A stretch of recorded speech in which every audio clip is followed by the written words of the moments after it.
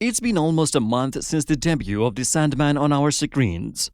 That is my purpose and my function. Or it was. With its dark theme, magnificent visual effects, and amazing acting of the lead cast, this fantasy drama has won our hearts. My creations stay in the dreaming. A lot of debate is still going on about this show and its superb performance across the globe. But is it really that good? To clarify that, the Cine Wizard is going to analyze everything about the Sandman, which makes it a great show. And we will also tell you why you should stream it. So be aware of spoilers and let's explore the realm of dream. I knew you would return. The dreaming must be restored. The Sandman series is based on the comic book of the same name by Neil Gaiman. The comic book was much lauded by the readers and it won several awards. Although the comic was a great success, making a live adaptation was a huge challenge. But then Netflix came forward and put a huge budget into this endeavor. This is Sandman being made for people who love Sandman by people who love Sandman. Under the supervision of Gaiman himself, this amazing show was created. This modern epic is steeped in the elements of fantasy, mythology, legends, horror, and classic literature.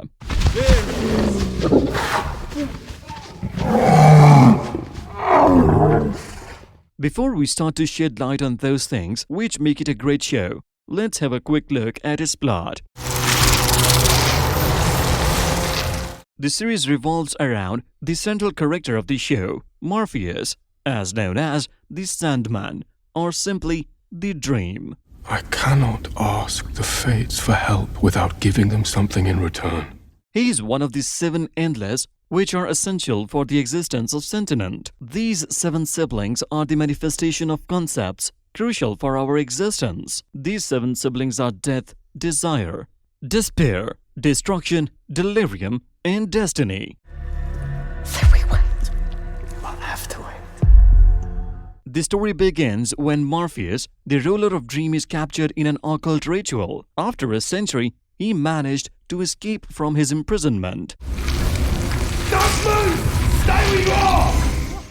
But upon return, he finds his realm crumbling in chaos, and his subordinates escaped to the human world. To bring them back and restore his realm, Morpheus has to find his tools. So he embarks on a journey that is full of dangers and challenges.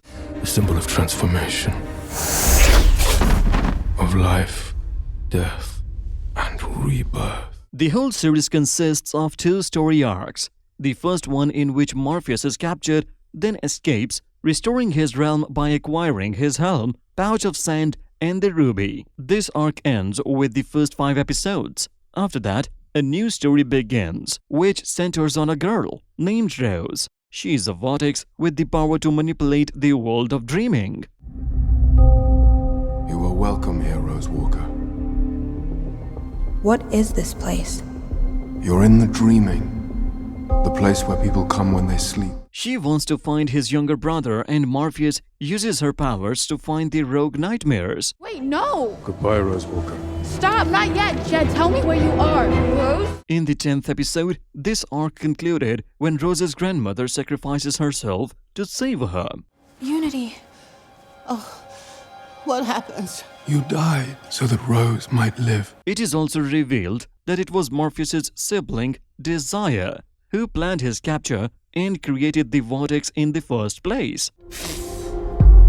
Mess with me or mine again and I shall forget your family. Do you believe yourself strong enough to stand against me? Against death? Against destiny? No. The first thing you notice upon watching this show is the art of storytelling. Yes, the art of storytelling in this high fantasy show is pure magic. Many of those who haven't read the comics can fully understand what's happening in it.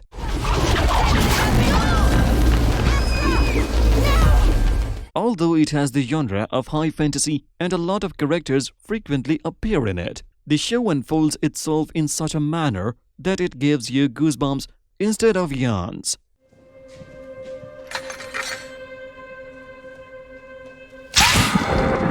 Sandman is really a story about stories, about the importance of stories. about why the idea of creation through imagination matters. Then slowly it begins to turn darker and darker until it reaches the climax of the first story arc in 5th episode 24/7. This episode deals with human morality and its fragility. The psychological and body horror displayed here is the stuff of nightmares. The character of John Dee is a powerful representation of ultimate truth, or in simple words, ultimate chaos, with a bone-chilling music score, dark environment, and theme. This episode is the darkest and best episode of the entire show. Your father was right. I never should have had you. The reason behind it is the use of narrative to explore human consciousness and its weakness. To make things further exciting, the top-notch visual effects and CGI are prominent throughout this series. You're hurting the dreamers. Well, it's time they woke up!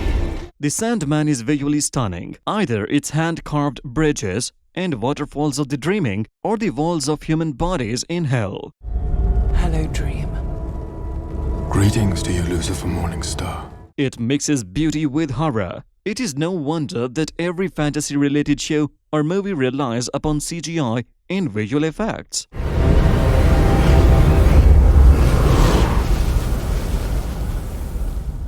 But to use this in a balance is not an easy task. Sometimes the creators use both these technologies in the storytelling in such a way that the show loses its motive, especially in the shows like The Sandman, where dark theme and tone are essential. Balanced use of CGI and VFX is too important.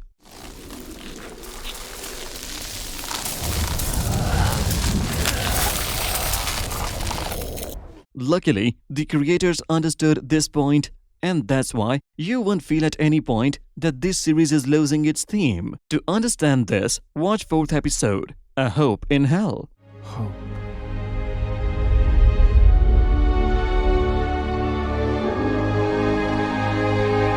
This whole episode is full of great computer-generated scenery, but still, it doesn't feel cartoonish or lose its tone. Though at some points, the plot feels overstretching due to anthology style of storytelling. There are also some pacing issues in the last episode where everything feels too quick to happen. You're mine. By law. But thanks to great performances, it doesn't bother us much. Tom Sturridge plays the titular character of Morpheus, and he nailed his role. From his physical appearance to subtle changes in his facial expressions in different scenes, the actor displayed an impressive understanding of his character.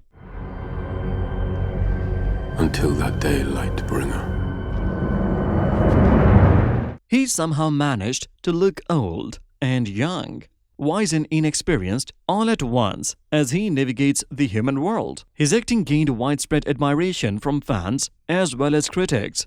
In this same scenario, another actor's acting skills need our praise. This actor is none other than David Thewlis, who played the character of John Dee. How am I doing? Well, I'm feeling better than I have for quite some time, thank you. David is a gifted actor, but the way he portrayed a mentally ill psychopath is truly admirable. The casting of the Sandman is done properly, and every actor or actress feels like the best choice for their respective roles. Shall we say good morning to Kane? Oh, I'll be fine. He never normally murders me before lunch.